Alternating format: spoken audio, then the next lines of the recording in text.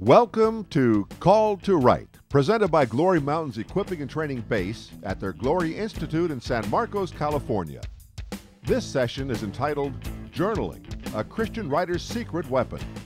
Here's teacher, author, speaker, and broadcaster, Caz Taylor. This is a journal entry of April 07, so it was a couple years ago. And I go into my prayer closet and I sit down with blank lines on my journal. I go, "Good morning, Father. What would you like to talk about today?" And I say, "The state of the world, how to pray the vital needs in the community, the state, the nation, the world, the heavens.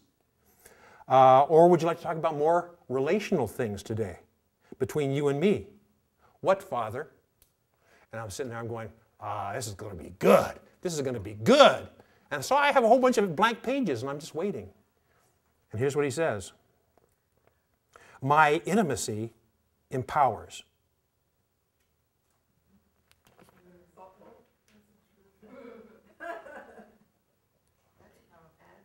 Yes, Lord, period, end of entry. My intimacy empowers. There's a book there. There's an entire book there. My intimacy empowers. So sometimes you're going to be looking for the long haul and tarrying and waiting, and he goes, "My intimacy empowers." Oh. You know, I didn't write any more because I had to dwell on that for the rest of the time I was in prayer. What in the world does that mean? Other times, you go, "Hi, God, what's going on?" and looking for a quick hit, and then he unloads. Let me give you an example. I hope these are going to be things that are going to be inspirational and helpful for you.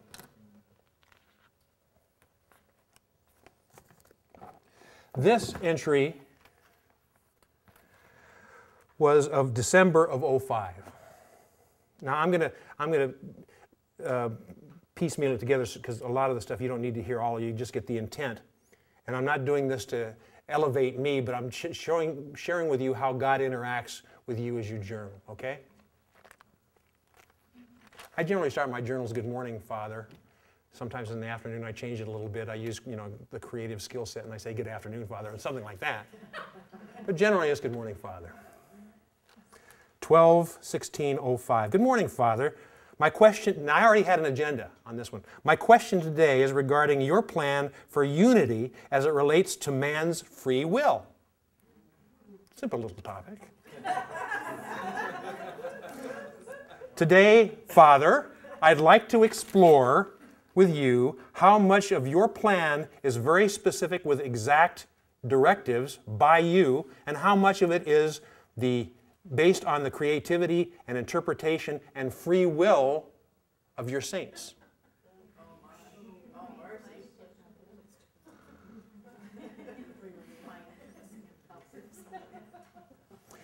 And here's part of his answer. "I have called different ones to fulfill the legal, line upon line, precept upon precept components to my plan, and others to fulfill the more interpretive, prophetical components of my plan. Some of it is here a little, there a little. Again, it's the law and the prophets coming together for the fullness of my will. The written word and the spoken word. The rhema and the logos." I'm going, whoa. And then he says, "Some, as you, will play a role in fulfilling both. I have instilled within each of my children a level of comfort in either the legal, written down components or the spoken out prophetical components." And he says, this is kind of a cool thing, he says, "Of my legals, I call them my rocks." He says, "Of my propheticals, I call them my winds. Without both in harmony with each other, my body would be incomplete." Then he begins talking to me more about different things like that, and about the enemy of man and things like that. And then he talks about them being blended with one another supernaturally. And I say, okay, Father, these things being said, isn't it time to answer my real question now? I said, how much of your plan is prescribed and how much of it is interpretive? His answer, all of it is both of it. And I say, is it 50-50? He says, yes. And I said, is it 25-75? He says, yes, and it's 75-25 and 25-75. He says, step back and look at the big picture. In some camps, it will be 95-5, and in other camps, it will be 5-95. By adjoining the camps together, my balance is established. My saints are what they are. An unjust balance is an abomination to me. Unity nullifies the unjust balance.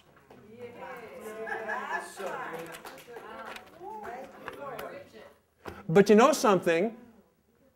Journaling is a stepping stone to get to the revelation. God's not going to tell His great secrets to somebody who has a passing, glancing relationship. He wants to have us sit on His lap, and sometimes He wants to tell us a joke and a story. Sometimes He wants to get into the deep, heavy stuff. And you as writers, my friends, are called to transcribe the stuff He gives you and to share it with a hungry, starving world. Some of you may do this by a song. Some of you may do this by a screenplay. Some of you may do this by a children's book or a novel or an instructional document or a news article or a press release. It doesn't make any difference. God's character, just like the Rockwell painting, has a look to it that is undeniably of Him. And when He calls you to write something, it'll carry your character as part of the DNA, but the overriding DNA will be His. And the only way that can happen, my friend, is by getting to know the author and the finisher of your faith. Now, I'm going to show you some things that might be helpful to you. This is a book written by a guy named Mark Verkler. Mark Verkler.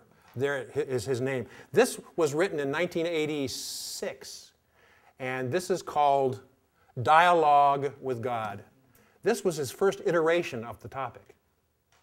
And here we are 23 years later.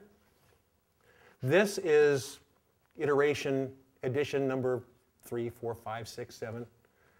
It's the similar work, but his wife joined him in adding some dialogue and editing and some further input. So my point in showing you these is God gave him a niche to write about, to impact other people's lives, to impact other people's lives. God is going to give you a niche as well. So this is kind of a twofold little shtick I'm doing here. Number one, if you want to find out about journaling, this book called Dialogue with God by Mark and Patty Verkler, Google it, order it, read it. Number two, it's a word of encouragement to you that if you get something that is God's heart and you write about it, it has longevity. I guess you could say that the Scriptures have longevity. And you as an epistle known and read of all men have longevity as well. Now, I'm going to spend a little bit of time on the how-tos, okay? Talking about struggling to hear. How many of you have begun journaling or are journaling? How many? A handful. Actually, very good, very good. Can you identify with some of the things that have gone to pass so far that I've mentioned? One of the big challenges is struggling to hear God. Here's my supposition. God is always talking. It's just that our receivers are tuned in the wrong direction. If I only hear God in a still small voice, I'm going to miss Him in the wind and the earthquake. If I'm looking for the wind and the earthquake and He speaks in a still small voice, I'm going to miss it. This concludes part 2 of 3 of this Call to Write teaching entitled Journaling, a Christian Writer's Secret Weapon. Please locate part 3 to continue this instruction.